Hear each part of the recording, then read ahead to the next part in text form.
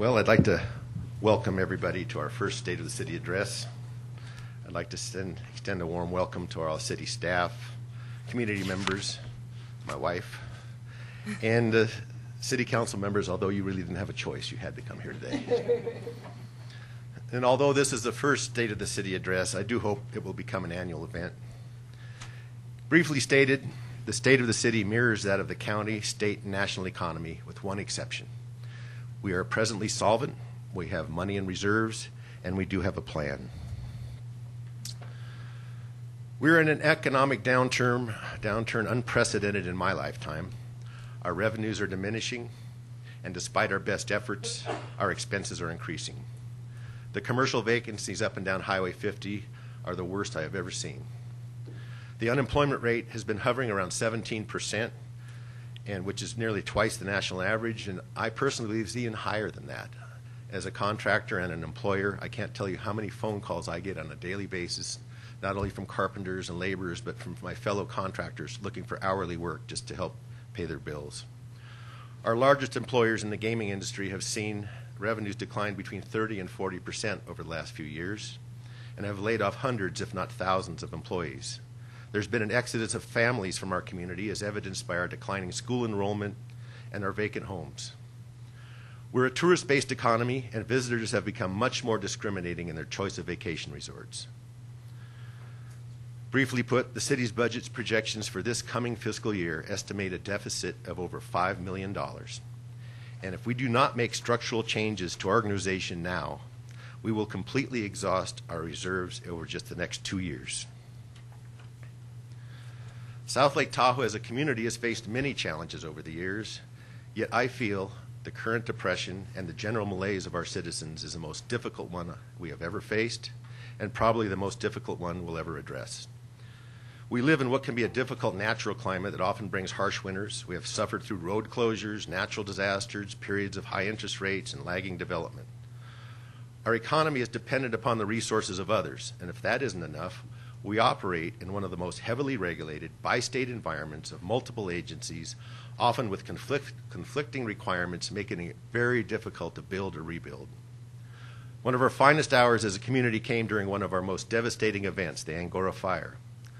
While the fire became national news, the real news was how well this agency, all the agencies, worked together and how quickly our community responded to providing for those who had lost everything. We demonstrated effective collaboration in keeping people informed and streamlining processes to support the rebuilding efforts. The rebuilding success of Angora Fire is an example of effective multi-agency collaboration. One thing we have learned is that our community as a whole is resilient and strong, and we will recover from this challenge as well. The first thing we have to do when we develop this 5-year plan is identify and prioritize our needs. We have received much input over the last few years as to what our community wants from its government. We received a report from the El Dorado County Grand Jury. We issued a survey to our residents, and we've had 2 elections within the past 3 years, providing council members with a clear mandate. From this, we have identified the following as our priorities. First and foremost, we need to solve the city's fiscal deficit now and for the foreseeable future. We need to continue to provide the core services our city was founded upon. We need to rebuild our infrastructure. We need to provide open and transparent government. We need to work collaboratively among ourselves and with our private business partners and citizens. And given all that, we should restore pride in our community, which is really critical to our joint success. First thing I want to address is closing the deficit. We began our search for a new city manager. When we did, one of our priorities was finding someone who would take a fresh look at our organization, knowing that we were spending more than we were receiving in revenues, and willing to propose a major reorganization plan that would balance our budget while minimizing the effect on our delivery of services, and that's no easy task.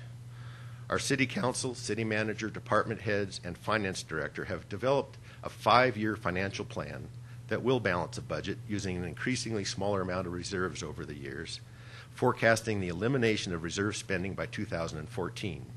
At no time will our reserves dip below the 25% of our general operating budget as mandated by the city. That is roughly enough to run our city for 3 months without any revenues coming in. This 5-year plan also takes into account a proposed financing of our infrastructure, a very aggressive program that I will explain shortly. This budget is not without some sacrifice, however. We are primarily in the service business, and as you would expect, the majority of our expenses are personnel related. In order to close a $5 million deficit in a $30 million budget, reducing our payroll is a necessity. The first year of this 5-year plan will be presented here today for our adoption, and unfortunately it does include layoffs. It is anticipated that this will be the extent of the personnel cuts, and it is our hope that when the recovery does occur, we can begin rehiring. We are proposing to eliminate 19 positions, leave 6 positions unfilled, consolidate some services, and ask our employees to pay a bigger share of their retirement and health care costs. After this reorganization is complete, we will have 168 full-time employees, and that's down from 233 just 3 years ago. This will undoubtedly cause some talented and loyal members of our city family a great hardship. They will be forced to search for new jobs in a depressed economic environment, or else uproot their families and relocate. The impact of this will be felt throughout our community. We in the private sector have had to face this reality for the last few years, and we as taxpayers cannot expect public employees to be immune from this reality. It is important to understand that this proposed budget and reorganization is a product of the City Council's direction to our city manager, and that we, as your elected officials, feel that this is what we must do to prevent financial collapse. Secondly, we must continue to provide core services. I was living here in 1965 when the city was incorporated. I remember well the reason why the people living here wanted to control their own government and the services provided. My parents were deeply involved in that movement. We wanted local control of law enforcement, fire protection, and snow removal. We didn't want to have to go to Placerville to beg for money or beg for better services. Over the years, our city has grown to include such departments as Parks and Recreation, planning, engineering, building, redevelopment, airport, and housing. And we will not abandon these services, but we must prioritize public safety. This desire was reiterated in the responses received in our community survey, as well as in the public testimony we received during our budget hearings. We feel this budget protects those services. And as a result of the testimony we heard at the first budget hearing, and the amount of concern our public has for snow removal, we are pleased to be able to announce that we have found a way to reduce the number of layoffs for full-time snow removal employees. And if this budget is adopted, we will be able to retain 4 more positions than was originally proposed. In order to finance this, however, we will be asking the public to revise our business license fee structure. We will be putting on a ballot a similar proposal to what we did 3 years ago, insofar as it will reduce the rate that our small and moderate businesses pay in business license fees, but raise the cap that our largest businesses pay. The department stores, the grocery stores are going to be paying more. They're capped at a very minimal amount from what we have seen comparing our rates to other cities.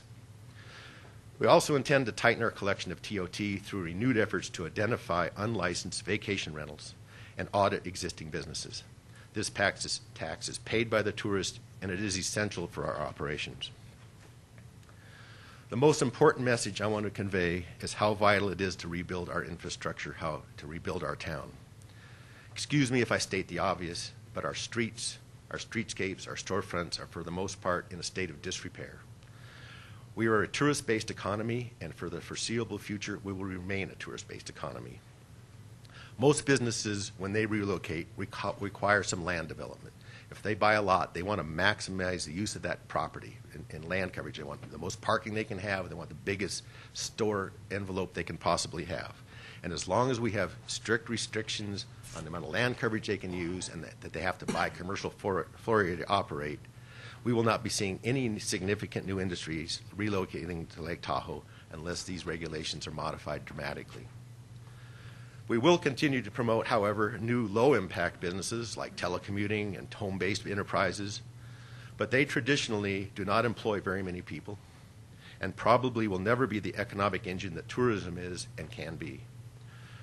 Tourists are primarily attracted to Tahoe for its natural beauty and its recreational opportunities. To many people from urban environments, Lake Tahoe is like a wonderland. It's like a picture postcard, a pristine blue lake surrounded by snow-capped mountains. And although we are doing our best to preserve the natural environment, our built environment, or as I call it, our curb appeal, is not in concert with the natural beauty around us. Many of our roads are rated F for failing, which results in commercial property developers not wanting to reinvest in their property, which in turn means tourists don't see a very good product when they come to visit. If we want to increase the revenue our visitors bring to town, if we want more government services, if we want better streets and roads, increased property values, and our businesses to thrive, we must invest in our infrastructure. We must rebuild our town. We must provide a product that we can be proud of and that our customer, the tourist, will return to visit. And if we do all those things, we will also restore pride in our community, which I think is essential. There are a number of tools at our disposal to achieve the goals I just mentioned. Number one, we can partner with public agencies to help fund improvements. This was done with the Lakeview Commons. I was involved with the Lakeview Commons many, many years ago. To me, it was so important that as tourists come to Lake Tahoe, they drive for miles before they ever see Lake Tahoe. The first point that they ever contact and see the lake is at El Dorado Beach, what is now to be Lakeview Commons. And for the past 30 years, it has been a place with minimal amount of landscaping, a deteriorating boat launching facility, and very hard access for people to get down to the beach. With the current project, the Commons will become a great gathering spot for our community to watch fireworks, to host events, provide opportunities for our tourists, launch your boats, and for our locals to gather and share experiences. Another public project we'd like to get done is the linear park along Tahoe Meadows. It has deteriorated to such a point, it's overgrown with weeds, and it should be a vibrant walkway, roadway, linking State Line to the Ski Run Boulevard. We expect this project to be completed by the end of summer of 2012 if we adopt the plan we're proposing here today. Another aggressive project that's in the planning stages is the Conservancy's Bikeway, the Greenway project. This takes a path where it used to be, when I was a kid, Caltrans carved out a section of the middle of our town for a future highway. It seemed they wanted the tourists to get through Tahoe as fast as possible and not even see the lake. This land has been sat languishing for years, and we felt that it was time to use that for a bicycle pedestrian trail that would go from Sierra Boulevard to the Van Sickle Park, which is behind the Rayleighs at State Line. It would allow them to go through meadows and forests and not even have to see Highway 50 at all. Another thing we have done with public grant money is we've restored two rivers, the Trout Creek, where Lake Christopher used to be, and the Upper Truckee River. This demonstrates our combined commitment to restoring the natural environment. The natural environment is what tourists and ourselves probably enjoy most about Lake Tahoe and is why we stay here. We must rebuild it to preserve the natural environment and to preserve South Lake Tahoe for future generations. As most of you know, the majority of the land in the Tahoe Basin is owned by the federal government, and we fully expect their continued support to fund environmental improvement projects. We also can facilitate local property owners to invest in their own neighborhoods. The best example of this, and we use it constantly as an example, is the Ski Run Improvement District. This is a place where a community has done a very good job at coming together and providing an excellent product. That business community took ownership of what was right in front of them, partnered with the city, and built an area demonstrating pride of ownership. It is a great example of how sidewalks, lighting, good roadways, and overall infrastructure can add to or create a sense of community. We have three similar proposed programs where we can get neighborhoods to come together. One is at the CVS Pharmacy Heidi's foot of the Bijou Meadow. For many, many years, this has been an area where untreated water has gone directly off of the roadways, off of the parking lots, and into a culvert and directly into Lake Tahoe. If anybody has ever gone down to watch that culvert after a big rain event empty into the lake, it is disgusting to see what kind of grime and dirt comes out of that and goes right into our lake. Those properties have been asked for many years to put in BMPs, to put in erosion control, to catch that water. But the expense of that property by property was overwhelming. Nobody could afford to do it. We have come up with enough money from Caltrans and Conservancy to actually capture all that water on an area-wide, neighborhood-wide basis. This project is expected to be completed next year, It will treat the water. It will divert it to the Bijou Meadow where it sinks into the ground. Any surface water will leave. It will be much better condition than it was before it came off the parkways and the parking lots. And we're proposing for that neighborhood to come together and help pay for the maintenance of that through a tax just among themselves going just to that project. Harrison Avenue has also been a project I've been concerned about for a long time. In the early 90s, I was on the Bijou Tahoe Community Plan when we were all starry-eyed and going to design the center of town and hope that we were going to create something beautiful and dramatic. Harrison Avenue was going to be the crown jewel of that project. It was going to be where we were going to have Class 1 bike trails and landscaped areas and redoing the parking and the storefronts be revitalized, and that should be a center of town where the community can shop. And now with the completion of Lakeview Commons, it's more important than ever that that area match the tourist experience they're going to have at the beach. Another thing that we're proposing is we're going to set aside $140,000 to assist property owners in rebuilding their street signage. This is a program where if anybody along Highway 50 wants to refurbish their sign, move their sign, upgrade their sign, we'll allow a 50-50 match. If it's going to cost them $5,000 to do it, we'll give them $2,500. I've been asked by a number of employees why we would set $140,000 out of our reserves to help private property owners when we're laying off employees. It's a very good question, and all I can say is $140,000 will allow us to hire 1.5 employees for 1 year, and we're done. If we invest $140,000 and leverage it to $280,000 with a match, we will be putting in place new signage, new infrastructure, and I do believe when people invest money in their signs, they're going to also invest money in their storefronts and their parking lots. So this $140,000, I hope, will be investment that will give benefits for 20 to 30 years. Another tool we use is we promote private investment. This is a little more difficult, but we in the city have for many years taken a very business-friendly approach through our planning and building departments to help businesses design their projects and obtain their permits. This can be seen this year by 2 projects going in totally with private money, and that is the Raley's gas station, which has been boarded up with plywood for years, and the Mikasa building, which is being remodeled. As someone who is in the construction business, I can honestly say that all of my peers agree that the city of South Lake Tahoe is the most business-friendly for those of us in the construction business of any other agency we deal with. And one area I want to digress in from my prepared presentation is whether or not we want to continue redevelopment. This is going to be on our agenda here very soon. As many of you know, the state of California has moved to eliminate redevelopment agencies, close them down, or else ask for a lot of money from every agency if they want to remain in business. And frankly, there's a reason why the state wants to eliminate redevelopment agencies. Redevelopment agencies capture property tax that is generated in the area and keeps it in the area. It's called tax increment.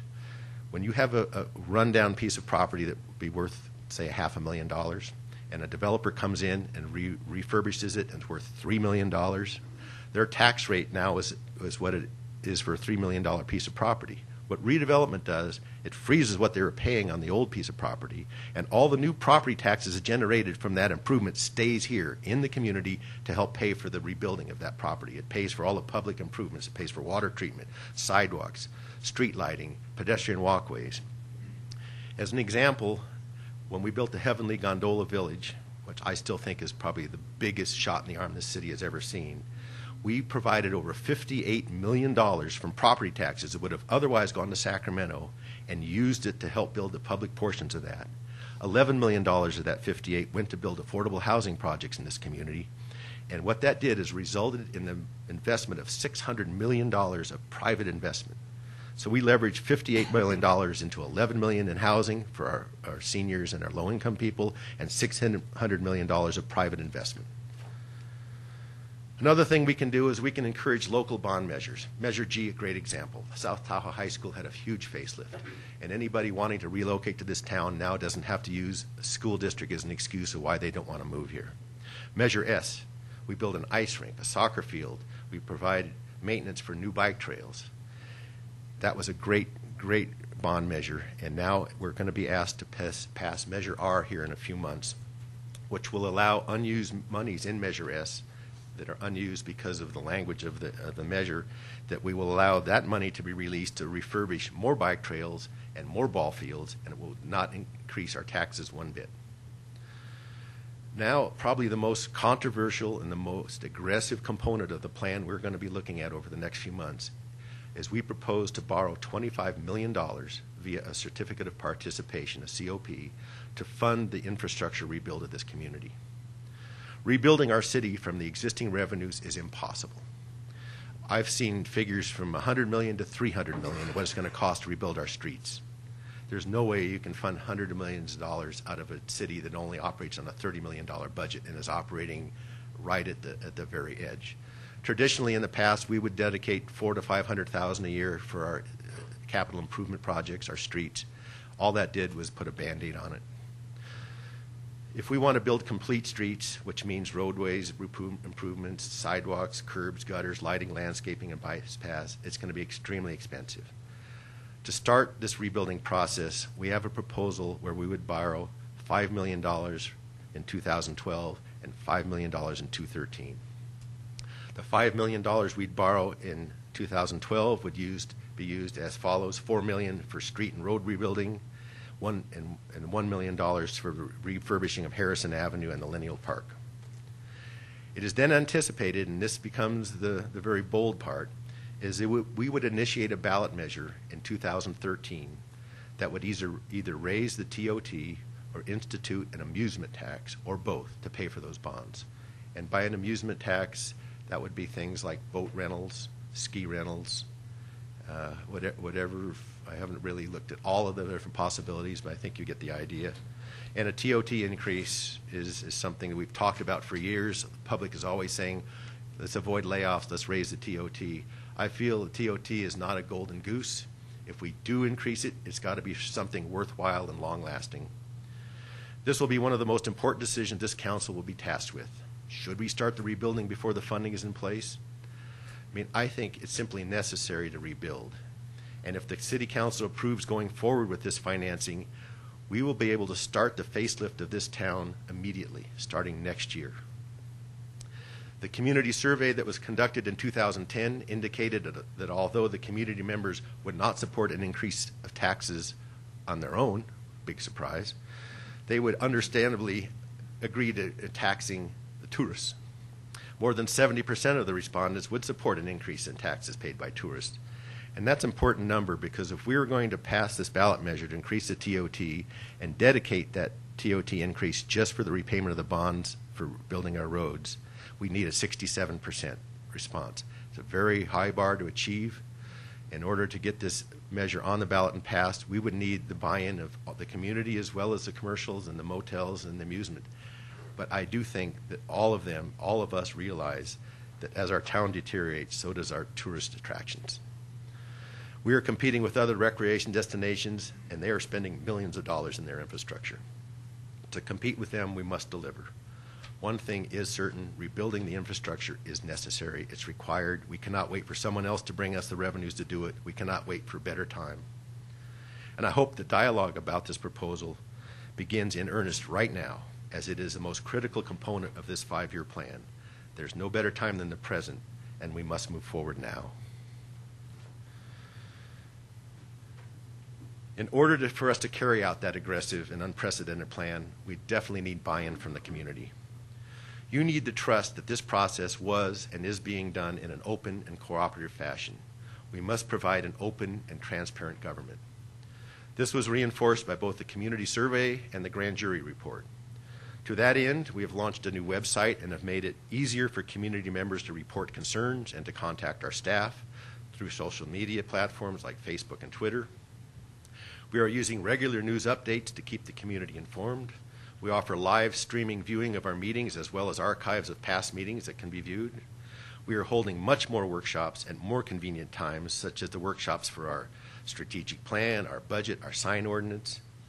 We have made it easier for your elected officials to get things agendized, and I think this is important. I sat on the council for years, and getting things agendized is probably one of the most important steps to get the public to buy in, to get the public involved. And for many years, we could not get things agendized unless the majority of the council agreed to it. Well, that really really thwarted the minority views and the minority members. Now we really need 2 members of our city council to get things agendized, and I think we're seeing a lot more topics discussed than we have seen ever before. Another thing we can do is we can create more public-private committees, such as the Volunteer Corps, the Neighborhood Service Team, the Fiscal Sustainability Committee. We will also be starting the city's first Citizens Academy in the coming months to provide even more opportunities to participate in local government. And one thing I think this council does very well, we make ourselves available to the public outside of our meetings. Our personal phone numbers are available on our cards.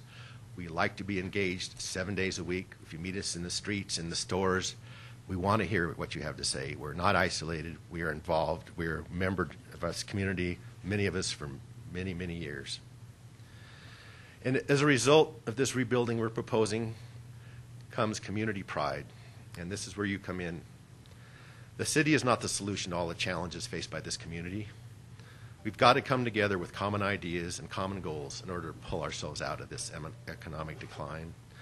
No one agency, no one person, no one idea is going to pull us out. From business to government, to the medical community, to recreation providers and gaming, to state agencies, to local agencies, to elected officials, to community members, it will take each and every one of us to work together to restore pride in this community. And it starts with eliminating personal attacks, eliminating the combative blaming that someone else is the cause of the challenges we face. Our community is suffering just like every other community in this state and in this country. No one agency and no one person is to blame. We hurt a little more because tourism is dependent upon a healthy economy, and the economic recession has reached global proportions. We could not have avoided this recession.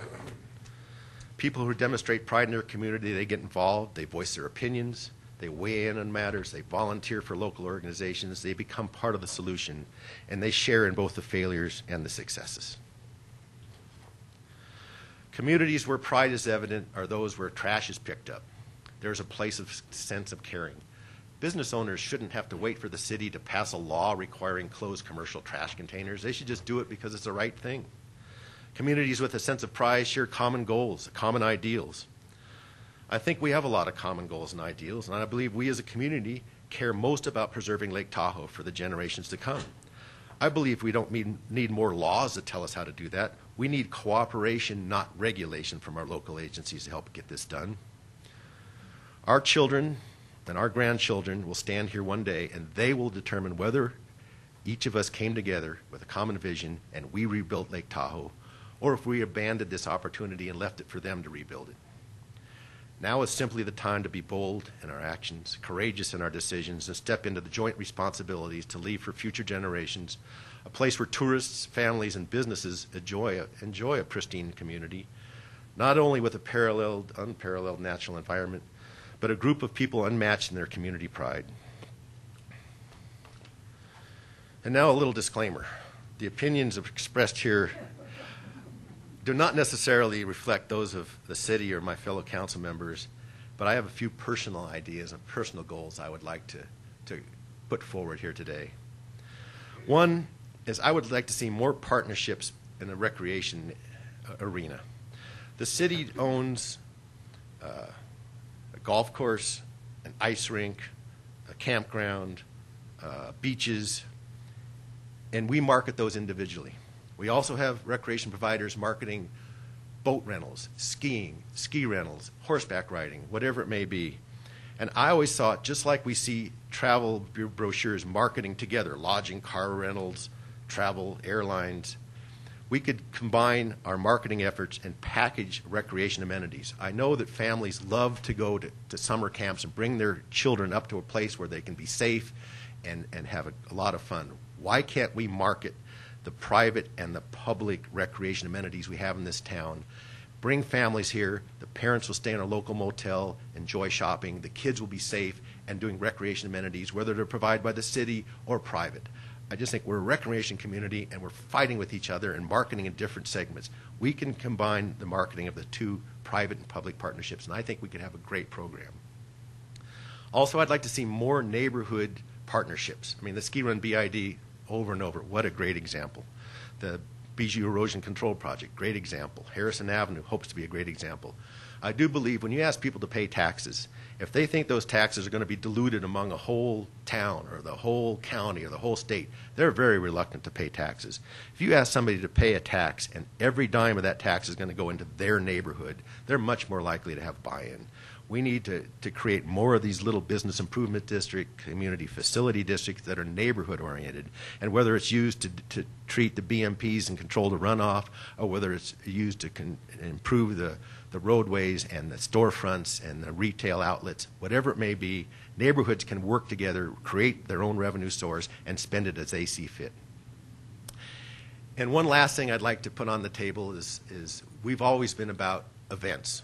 We do have a couple of summer events. We have the golf tournament, and we have lights on the lake for the 4th of July. One thing I think this town is missing is a really true winter event. And I'd like to propose Lights on the Snow. It's where we encourage neighborhoods and business complexes to coordinate their lighting displays, market it as a winter holiday event. As a child growing up here, I just used to wonder every time there's a fresh snow and anybody had lights out, whether it was a Christmas tree or lights in their house, what that light looked like reflecting on the white snow. And here at 62 years old, I'm still in wonder when the snow falls and people light up the environment. And there's a little anecdote. 50 years ago, a little town started hanging up lights for the holiday. And when I say a little town, I mean little. It had a population of 2,500 people. This little town called McAdenville in North Carolina lights up their entire town every holiday season with millions of lights. And that little town of 2,500 attracts over 600,000 visitors every holiday season. We could do the same thing here. We could bring scores of visitors to witness what a beautiful community we have during the winter. So let's light up Lake Tahoe this holiday season and welcome our visitors and families to a community that is rising to the challenges ahead. And in conclusion, I believe South Lake Tahoe can solve the challenges we face. I do believe the city will put its house in order. I do believe we will solve this budgetary crisis, and we will rebuild our town. Will you help? You can help. You can help raise the level of conversation. You can avoid personal attacks. You can support our local businesses and shop locally. You can join neighborhood teams. You can join local groups that keep the trails clean and the beaches clean. You can volunteer in local organizations that support our community. You can partner with local businesses. You can offer solutions to our challenges, not criticisms. We have challenges, and these are hard times. The solutions proposed here today rely on our resilience and our strength and put the city and the community on a course of action towards a brighter future. This is probably be my last speech as mayor. I've been involved with the city my whole life. I've been really involved since early 90s when I joined the Planning Commission and Bijou Al Tahoe Community Plan. I've served 4 terms on your city council, and I can't be more proud of the city and more humble for you trusting me with the job you gave me. I want to thank you for coming. We appreciate your interest in the city, and we've got a full agenda here today, so let's get to work and begin creating a new future. Thank you.